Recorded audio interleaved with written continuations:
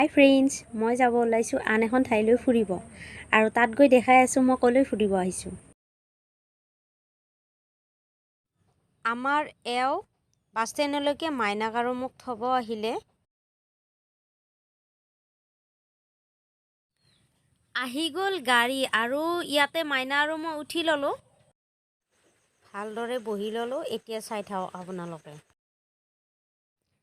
এইখন হৈছে চকীগেট ব্ৰিজ আৰু এইখন বহুত দীঘল ব্ৰিজ হয়। চাইও ভাল লাগে ব্ৰিজখন।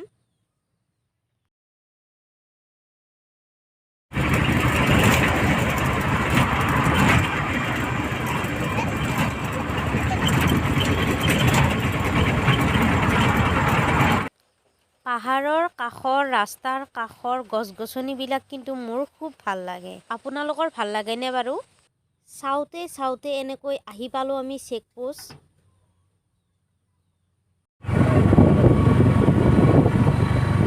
এনেকৈ গাড়ীত উঠি আহি পালোঁ চেকপোষ্ট আৰু ইয়াতে মই নামি ৰ'ম।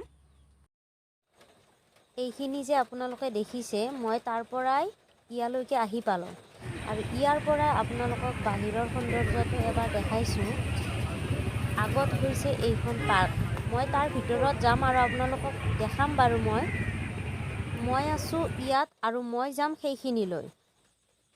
এইজন হৈছে আমাৰ ডক্টৰ ভূপেন হাজৰিকা ডাঙৰীয়া। যোৱা 20 এপ্ৰিল 2017 তাৰিখ বৃহস্পতিবাৰে ডক্টৰ হিমন্ত বিশ্ব শৰ্মাদেৱে ডক্টৰ ভূপেন হাজৰিকা ডাঙৰীয়াৰ মূৰ্তি শুভ উদ্বোধন কৰিছিল আৰু তেওঁৰ হাঁহি সদায় আমাৰ মাজত জিলিকি থাকক। এইটো হৈছে চিহ্ন। লাচিত বৰফুকনে গুৱাহাটীখন মোগলৰ পৰা কেনেদৰে উদ্ধাৰ কৰিছিল, কিমান চনত উদ্ধাৰ কৰিছিল, ইয়াত লিখা আছে। ইংৰাজীতো লিখা আছে, আনফালে অসমীয়াতো লিখা আছে।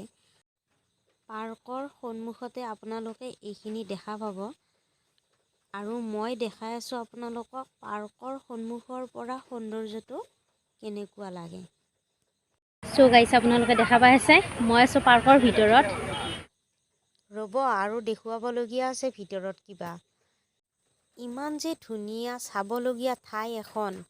আহিলে মনত যে কিবা দুখ আছে, কষ্ট আছে সেইখিনিও পাহৰি যাব।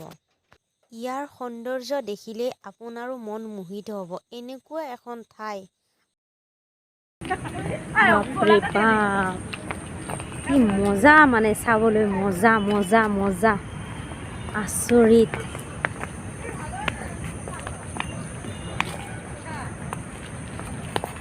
পাৰ্কৰ বাহিৰৰ পৰা এইটো সন্মুখতে মন্দিৰ আছে।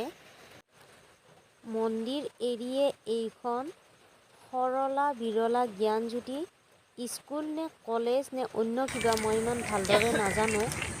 তথাপিও আপোনালোকক দেখাইছোঁ, হয়তো আপোনালোকে চিনি পাবও পাৰে। এবাৰ ভালদৰে গোটেই ঠাইখন দেখালোঁ।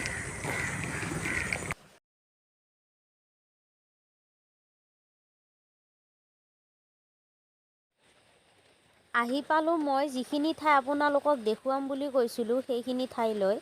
আৰু ইয়াত দুখৰ বিষয় এটাই, ইয়াৰ ভিতৰত কেমেৰা প্ৰৱেশ নহ'ব আৰু ভিডিঅ' কৰিব নিদিব। গতিকে মই বাহিৰৰ পৰাই যিমানখিনি পাৰোঁ আপোনালোকক দেখুৱাবলৈ চেষ্টা কৰিম। আৰু এবাৰ ভালদৰে বাহিৰৰ পৰাই দেখাইছোঁ। এইটো হৈছে শৰাইঘাট খেলপথাৰৰ ষ্টেডিয়াম। মই আছোঁ খেলপথাৰৰ মাজত আৰু আগত যে দেখিছে সেইটো হৈছে ষ্টেডিয়াম হাউচ। এবাৰ আপোনালোকক খেলপথাৰৰ সন্মুখৰ পৰা দৃশ্যটো দেখাইছোঁ। ইয়াতে বহি মানুহে খেলৰ আনন্দ লৈ উপভোগ কৰে ইয়াৰ পৰা। আৰু আগত সেইটো ঘৰ কিবা ৰিহাৰ্চেল চলি আছে। আৰু এবাৰ ষ্টেডিয়াম হাউচৰ ওচৰৰ পৰা আপোনালোকক সম্পূৰ্ণ ফিল্ডখন দেখুৱাওঁ। যিহেতুকে এতিয়া বাৰিষাৰ বতৰ সেইকাৰণে অকণমান পানীৰে বেয়া দেখা হৈ আছে। চাৰিওফালে সেউজীয়া ধৰণীৰে আৱৰি থকা খেলপথাৰখন চাই কিন্তু বহুত ভাল লাগে। আপোনালোকে দেখা পাই আছে আৰু আপোনালোকে চাই আছে মোৰ ইউটিউব চেনেল চুতীয়া ব্লগ। আৰু মই যিমানখিনি পাৰোঁ চেষ্টা কৰিছোঁ আপোনালোকক দেখুৱাবলৈ।